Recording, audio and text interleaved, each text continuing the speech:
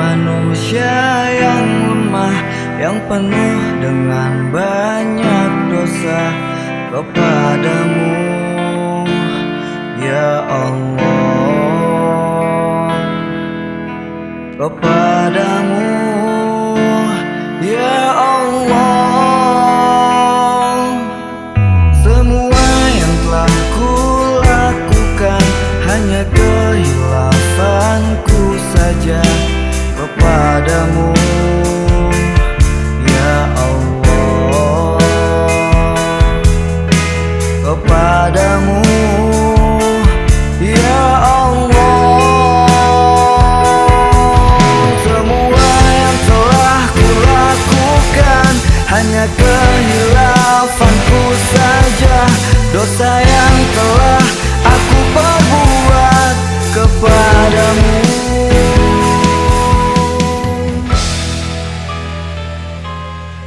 Ighfir lana ya Allah, ku memohon.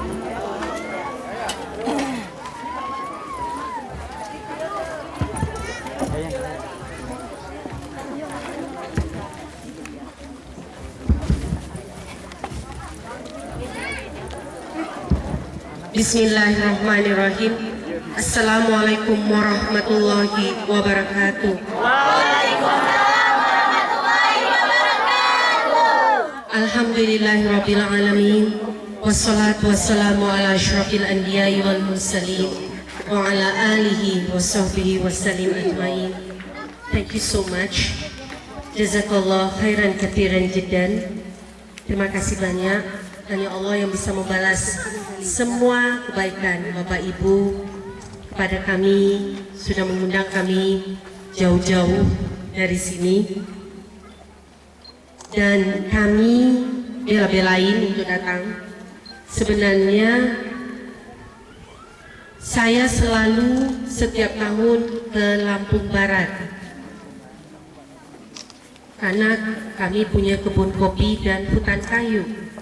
Dan ini pertama kali baru saya khususan datang ke Tanggamus.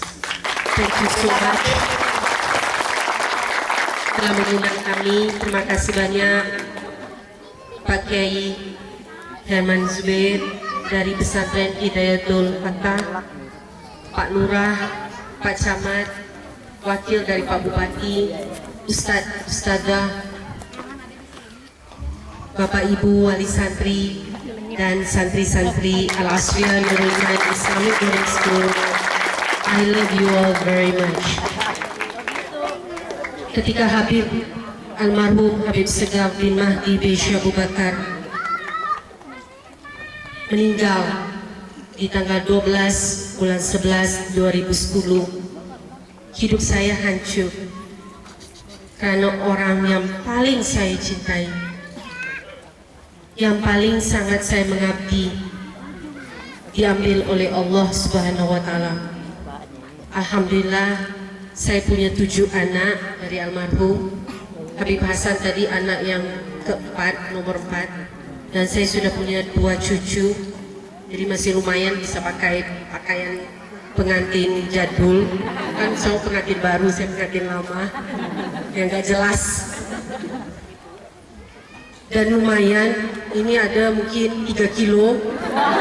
So Anda benar-benar April Mop atau April Fool, kerjain ini banget gitu loh, nyebelin banget. Tapi it's okay, bagi saya it's once in a lifetime. Insya Allah kalau saya datang ke Tanggamus lagi, saya nggak perlu pakai seperti ini ya Pak Kiai, sekali aja, nggak ada 2 kali lagi. Terima kasih banyak atas penghormatannya. Karena ketika saya menikah dengan almarhum, kami tidak ada acara apa-apa. Karena waktu saya menikah dengan almarhum Habib Segaf, saya diusir oleh ayah saya, diusir dari Singapura. Karena saya menikah dengan orang tua, almarhum lebih tua dari ayah saya, sudah punya istri 2 dan sudah punya anak 13. Saya masih single, sangat cantik di usia 20 tahun. Saya dapat beasiswa ke Cambridge University, London, England. Dan saya memilih almarhum menjadi suami saya berkat istikharah 3 kali. Ketika almarhum meninggal, saya sangat marah kepada Allah Subhanahu wa Ta'ala. Kenapa orang yang saya sayangi, saya sudah mengorbankan segalanya untukmu ya Allah, kamu ambil dari saya. Saya itu tidak punya siapa-siapa di Indonesia. Saya diusir oleh orang tua saya, oleh ayah saya. Ibu saya mendoakan supaya saya bahagia, saya selamat sampai ke surga dengan suami yang insya Allah akan menurunkan keturunan yang soleh dan soleha karena seorang Habib, seorang keturunan Rasulullah SAW. Ayah dan ibu datang dari Singapura. Ayah bilang kepada saya, Wahid. Ayah, ibu panggil saya Wahid. Karena saya walaupun nama saya Wahida, artinya satu-satunya, mu'annath atau feminin. Jadi kalau bahasa Arab itu Wahid untuk anak laki-laki, kalau anak perempuan Wahida. Tapi ayah dan ibu sering panggil saya Wahid karena saya separuh laki-laki. Jadi kalau santri bisa samsok, tadi apa namanya? Katrol, salto, yes. Saya juga bisa salto, jadi it's no big deal. Saya juga bisa seperti mereka. Jadi ayah selalu panggil Wahid karena saya separuh laki-laki. Saya ingin santri Nurul Iman seperti itu, yang laki-laki separuh perempuan, penuh kasih sayang, lemah lembut seperti Rasulullah SAW. Yang perempuan harus separuh laki-laki, seperti Sayyidatina Khadijah, seorang pejuang Islam, mengorbankan semua hartanya, jiwa dan raganya untuk Islam. Itu yang saya inginkan dari santri Al-Asriya Nurul Iman Islamic Boarding School. Ayah dan ibu bilang, Wahid, kamu balik ke Singapura. Ini bukan negeri kamu. Kamu bukan orang Indonesia. Kamu asli orang Singapura. Kamu tidak ada keluarga. Kamu tidak ada saudara di Indonesia. Kamu akan dikeroyokin oleh orang-orang yang tidak suka dengan kamu, dengan pesantren kamu. Tapi ketika saya melihat santri 23.000 ketika Habib meninggal dengan beras 1 hari 7 ton, saya nangis. Kalau saya pulang ke Singapura, Nurul Iman pasti akan tutup. Saya ketemu dengan Menteri Agama, Menteri Sosial, Menko Kesra. Saya ketemu dengan Menteri Pendidikan. Tolong ambil alih Nurul Iman. Rawatlah Nurul Iman seperti saya dengan almarhum. Melahirkan Nurul Iman di tahun 98 ketika kerusuhan Mei di Jakarta. Mereka bilang, kami tidak mampu seperti Umi menggratiskan pendidikan, tempat tinggal, makan dan kesehatan untuk 23.000 santri dari PAUD sampai perguruan tinggi. Yang bisa hanya Habib dan Umi. Sekarang Habib Segaf sudah meninggal, Umi harus lanjutkan perjuangan almarhum. Kami walaupun pemerintah tidak mampu. 3 hari saya tidak sholat, 3 hari saya tidak mandi, 3 hari saya tidak makan karena marah. Saya duduk gelap-gelap menangis. Kenapa Habib bisa pergi tinggalkan saya? Saya dengan anak 7, dengan santri 23.000. Hutang beras 1 miliar. Hutang kitab 500 juta. Hutang bumbu, hutang terigu, hutang lauk pauk, gaji guru 3 bulan telat, listrik 3 bulan telat. Datang duta besar Iran Umi, I know you need money. Saya tahu Anda butuh uang. Saya akan kasih Anda 1,2 triliun. Anda berikan saya Nurul Iman. Saya akan robah Nurul Iman menjadi Syiah. Nabinya bukan Muhammad sallallahu alaihi wasallam, tetapi Ali. Dia tahu Ali siapa? Sayyidina Ali tidak pernah mengaku dia itu seorang Nabi. Kok bisa sih orang-orang Syiah mengaku Ali itu seperti Nabi? Malaikat Jibril salah alamat. Mestinya wahyu itu diturunkan kepada alinya Syiah, malah turunnya kepada Nabi Muhammad SAW. 1,2 triliun. Bapak pasti mau kan? Apa sih? Nurul Iman, anak-anak pondok yang intelek, hitam, tinggi, jelek, korengan, cashrekan, kutuan, cantengan, hidup lagi. Becek, banyak ojeknya. Tapi mereka ini adalah pejuang Islam. Mereka yang akan membela Islam di Indonesia. Negara, bangsa, peradaban. Sorry ya, mesti meleleh gara-gara bapak-bapak merokok. Sorry. Saya itu paling tidak bisa orang merokok. Pasti, gila. Maaf, itulah saya. Asli Singapura nggak bisa kena asap rokok. Negara, bangsa, agama akan hancur hanya karena 3 orang saja. Nggak perlu banyak-banyak. Kalau Indonesia ada 220 juta manusia, bukan 220 juta manusia ini yang akan menghancurkan Indonesia atau menghancurkan Islam, tetapi hanya 3 orang. 3 orang itu. Siapa? Pertama, seorang ibu. Seorang ibu ini bisa membinasakan satu agama, satu bangsa, satu peradaban, satu negara hanya karena seorang ibu. Seorang ibu yang tidak bisa mendidik anaknya dengan baik. Seorang ibu yang keluar bekerja menjadi babu di luar negeri, tidak mengurus anak dan istri, anak dan suaminya.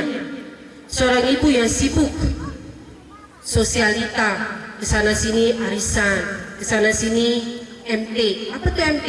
Majelis taklim. Anak di rumah makan nasi dengan garam, tidak diurus. Anak di rumah keluyuran, main PlayStation, main HP. Karena apa? Ibu tidak ada. Ibu tidak peduli. Sebab itu santriwati Nurul Iman tidak boleh menikah sampai mereka punya ijazah S1 pengabdian 2 tahun. Mereka akan menjadi ibu bangsa Indonesia yang terbaik. Tadi Bapak Ibu lihat pidato bahasa Inggris, bahasa Arab, bahasa Mandarin, bahasa Jepang.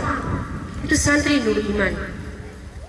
Mereka wajib harus 2 bahasa mereka kuasai, English and Arabic. Baru mereka boleh pilih mau ke 4 bahasa, Mandarin plus Japanese, atau hanya 2 boleh. Mereka juga harus kuat badan mereka, tubuh mereka. Tidak hanya healthy in mind, body and soul. Mereka harus sehat secara rohani, jasmani, dan jiwa mereka. Mereka harus pintar agama, pintar umum, pintar ekskul. Tadi saya lihat anak-anak Lampung. Bapak Ibu kalau tahu anak-anak Lampung mewakili Bogor. Mana Bupati Lampung? Mesti Bupati Lampung protes. Itu anak Lampung loh, kok mewakili Bogor? Ya salah bupatinya dong. Bupati nggak pernah lihat ke Iman. Bupati nggak pernah kasih beasiswa anak-anak Lampung. Bapak-bapak pimpinan, ketemu Pak Bupati. Pak Bupati, kasih beasiswa santri-santri Lampung yang di Nurul Iman, yang di Hidayatul Fatah. Karena dari Hidayatul Fatah mereka akan dikirim ke Nurul Iman. Nanti anak-anak ini yang akan bangun Lampung, yang akan bangun Indonesia, bukan anak-anak dari luar, bukan anak-anak yang didikan SMA, SMK, no, anak-anak pondok pesantren Al-Asriyah Nurul Iman Islamic Boarding School. Ibu-ibu jangan nangis, anak-anak dikirim mondok pergi jauh. Tadi saya lihat ada ibu yang menangis, santri di sini juga menangis karena akan balik ke pondok, ketemu 1 tahun lagi. Kita harus ikhlas anak kita bela agama Islam, anak kita menjadi pejuang Islam. Bapak Ibu pernah dengar cerita Nasibah binti Ka'ab. Nasibah punya anak laki-laki 2, umur 15 tahun dan 13 tahun. Waktu itu perang, Nabi Muhammad sudah di lapangan.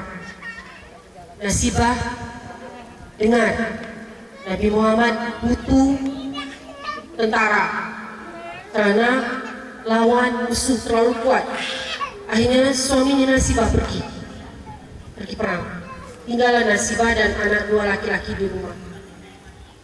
Kembali datang seorang messenger membawa berita suami Anda gugur menjadi jihad fisabilillah. Nasibah tidak nangis, dia sujud syukur, alhamdulillah suami saya meninggal memperjuangkan agama Islam. Dia suruh anak laki-lakinya umur 15 tahun pergi berperang. Meninggal anak itu jihad fisabilillah. Adiknya usia 13 tahun dikirim pergi perang. Mereka tidak menangis dan ibunya juga tidak menangis. Malah senang anaknya mau pergi perang, membela agama Allah, membela Nabi Muhammad SAW. Anak usia 15 tahun, usia 13 tahun, dan Nasibah hanya punya 2 anak saja. Datang lagi messenger membawa berita, Nasibah, kami mau bawa berita anak kamu yang terakhir juga meninggal jihad fisabilillah. Nasibah nangis karena sudah tidak punya siapa-siapa lagi yang akan pergi perang. Akhirnya Nasibah yang pergi perang sendiri, dan Nasibah juga meninggal jihad fisabilillah. Satu keluarga. Itu yang saya inginkan dari santri-santri saya. Saya tidak suruh Anda pergi perang angkat senjata, no. Perang Anda adalah melawan kemiskinan dan kebodohan. Pergi ke pelosok-pelosok, masukkan Islam orang-orang yang belum Islam, yang sudah kafir diislamkan. Itu tugas Anda, dan itu adalah jihad fisabilillah Anda. Bapak Ibu harus ikhlas. Anak Bapak Ibu berjuang untuk Islam. Dia tidak pergi keluar ke kafe, ke disco, senang-senang, pura-pura. No, dia tidak ikut ISIS, dia tidak ikut ekstremis. Dia pergi dakwah. Hidup itu untuk dakwah. Anda harus hidup untuk dakwah, bukan dakwah untuk hidup. Bukan cari makan dengan berdakwah, minta amplop, minta duit, minta DP. No. Orang yang kedua yang akan merusakkan bangsa, agama dan peradaban adalah guru, ustaz dan ustazah. Jadi yang pertama adalah ibu, kedua adalah guru, pendidik, ustaz, ustazah. Ini yang akan merusak bangsa. Kalau mereka tidak menjadi guru, tidak menjadi ustaz, tidak menjadi ustazah, tidak menjadi pendidik yang ikhlas lillah ta'ala. Guru datang asal ngajar, murid-murid di belakang berantem ke coret-coret sana sini nggak jelas. Yang penting kan saya ngajar. Guru datang telat, guru datang suka-suka dia. Hari ini mau datang, oh mendung, saya nggak datang lah, saya nggak mau ngajar. Itu yang akan merusak bangsa, yang akan merusak agama. Guru agama ngajar nggak jelas, akhirnya muridnya sesat. Itu guru agama itu. Itu 2 orang. Yang terakhir yang akan merusak bangsa, yang akan merusak negara, yang akan merusak agama adalah pemimpin. Terutama pemimpin yang non muslim. Bapak Ibu enak tinggal di sini, sangat indah, tenang, aman, damai, sentosa. Kami yang dekat dengan Jakarta, dekat dengan pemimpin yang non-Muslim. Ahok, kenapa kita mesti malu-malu tutup-tutup nama dia? Ya. Itu kafir jelas kan? Dia sudah menguasai Jakarta. Jadi Bapak Ibu, saya minta tolong jangan pernah memilih pemimpin yang non-Muslim. Bagaimana jeleknya? Kemarin saya ketemu dengan Danrem Bogor, Danrem yang baru. Setiap Danrem Bogor yang datang, yang baru, yang akan diganti, pasti silaturahmi ke Nuriman. Karena Nuriman ini punya bakat, punya syajaratun nukut. Setiap Danrem yang ke Bogor pasti akan naik menjadi jenderal. Sekarang Panglima TNI Indonesia itu semua Danrem Bogor. Jenderal mau bintang 1, bintang 2, bintang 3, dan bintang 4 semuanya adalah Danrem Bogor dulunya. Mereka silaturahmi ke Nuriman, mereka menjadi murid di Nuriman walaupun mereka mendengarkan sepotong ayat, tapi mereka pernah datang ke Nuriman dan sekarang mereka sudah jadi jenderal. Pemimpin nomor 1, tidak boleh orang non-Muslim, mau sebagus apapun, mau sehebat apapun, mau sepintar apapun. Ingat itu, anak cucu kita pesan kepada anak cucu kita. Bapak Ibu tidak semuanya mendapat kesempatan untuk menjadi guru, tapi Bapak Ibu pasti akan menjadi orang tua. Kasihlah nasihat kepada anak cucu Bapak Ibu. Nanti nak, nanti cucuku, kalau datuk gak ada, kalau nenek tak ada, bahasa Melayunya keluar. Tetap Siti Nurhalizanya gak bisa hilang. Saya tidak mau jadi Krisdayanti, gak jelas. Lebih baik Siti Nurhaliza kan, sopan, pakai jilbab daripada Krisdayanti. Pesan kepada anak cucu Bapak Ibu, 3 hal. Kalau kamu menjadi seorang ibu, jadilah ibu yang paling baik, paling penyayang. Tinggal di rumah, urus suami dan anak-anak. Jangan bela-bela menjadi pahlawan devisa, luar negeri jadi babu dihajar orang. Pulang kupingnya hilang, hidungnya dipotong, bibirnya digunting. Untuk apa? Sudah dilahirkan cantik-cantik, sempurna, pulang sudah cacat, masih meninggal masih hidup. Pulang kalau sudah jadi jenazah, anaknya dapat apa? Suaminya senang bisa kawin lagi kan, tapi anaknya yang paling kesian kan? Sudah tidak punya ibu tiri, bapak dah gak tahu kemana. Kedua, pesan kepada anak cucu ibu dan bapak, jadilah guru yang terbaik. Bapak Ibu harus ingat, semua nabi, semua rasul, profesi mereka adalah seorang guru, seorang pendidik, seorang dai. Jadi profesi yang paling baik hanya 2, guru, pendidik, dan pedagang, pengusaha. Nabi-nabi, rasul-rasul semuanya itu. Mereka jadi guru dan mereka jadi pedagang, pengusaha. Sayyidatina Khadijah, pengusaha. Rasulullah SAW, pedagang. Dan yang ketiga, harus punya keturunan yang jadi pemimpin, yang adil, yang jujur dan ikhlas. Kasih tahu anak cucu ibu, bapak, jangan pernah memilih pemimpin non-Muslim. Walau bagaimana baiknya, walau bagaimana banyaknya uang bapak akan dapat, jangan pernah pilih orang non-Muslim. Saya dari Singapura, asli, made in Singapore. Paspor saya merah, Singapura. Saya ketika punya paspor merah, saya dihormati di mana-mana. Saya nggak perlu pakai visa kemana saja. Mau saya ke Kutub Utara, ke Kutub Selatan, no. Silakan masuk, nggak perlu pakai visa. Tetapi ketika saya jadi warga negara Indonesia, paspor saya jadi hijau, langsung saya dicap babu. Iya, ditahan di Singapura, di Malaysia, karena paspor hijau, paspor TKI dan TKW. Jadi Bapak Ibu harus ingat, jangan pernah memilih pemimpin orang non-Muslim. Lihat Singapura. Orang bilang, wah Singapura enak, negaranya kaya, rakyatnya makmur. Siapa bilang? Itu negara yang punya orang Melayu, saya, pribumi.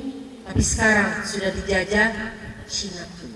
Karena apa? Orang Melayu pikir, wah orang Cina itu bagus, orang kafir itu bagus jadi pemimpin kita, mereka itu jujur, mereka bisa ngatur, mereka lebih sistematik. Orang Islam itu kan rata-rata jorok, malas, ya korengan, malas lagi, bau lagi.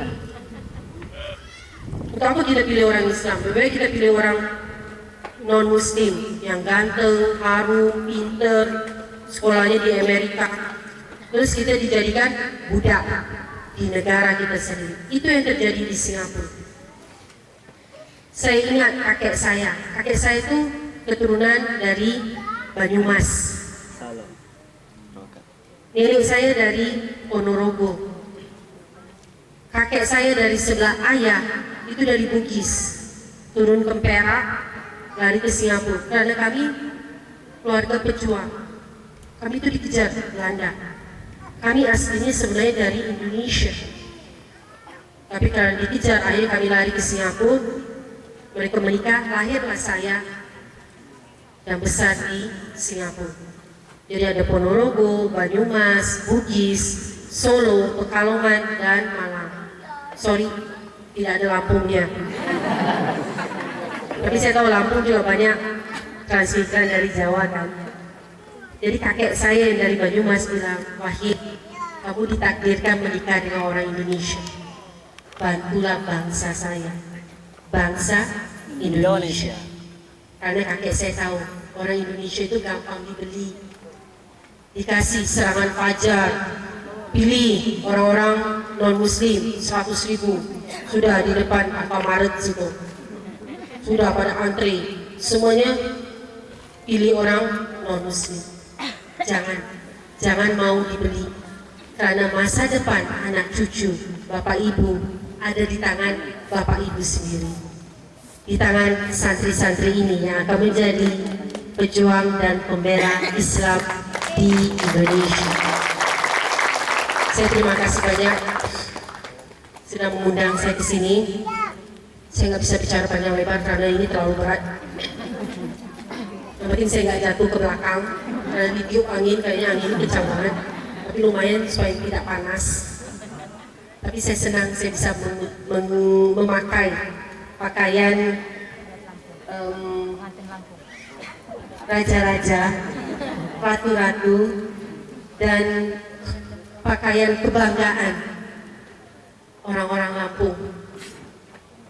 Saya terima kasih banyak dan saya merasa benar-benar tersanjung. Saya melanjutkan perjuangan almarhum tidak ada niat macam-macam. Bagi saya, pengabdian saya kepada Allah dan Rasulnya melalui anak-anak ini. Anak-anak ini yang akan melanjutkan perjuangan Rasulullah Sallallahu Alaihi Wasallam sampai kiamat. Saya harapkan dan saya berdoa Bapak Ibu akan ikhlas menyumbangkan anak cucunya untuk dididik di Al-Asriyah Nurul Iman Islamic Boarding School setelah mereka masuk ke Hidayatul Fatah untuk menjadi manusia yang sempurna. Agamanya nomor 1, Islamnya nomor 1, pendidikan umumnya nomor 1, taekwondonya nomor 1, pencak silatnya nomor 1, ekskulnya nomor 1, marawisnya nomor 1. To be the best, you have to do your best. Untuk menjadi yang terbaik, Anda harus melakukan yang terbaik. Sekali lagi, saya terima kasih banyak. Mohon maaf lahir batin, insya Allah kita bisa ketemu lagi. Kalau saya nggak bisa kesini, Bapak Ibu insya Allah diberikan rezeki yang banyak. Halalan, toiban, barokah bisa datang berkunjung ke Al-Asriyah Nurul Iman Islamic Boarding School di Parung. Sekali lagi saya mohon maaf lahir batin kalau terkasar bahasa. Jazakallah khairan katsiran jiddan. Terima kasih banyak. Wassalamualaikum warahmatullahi wabarakatuh. Waalaikumsalam.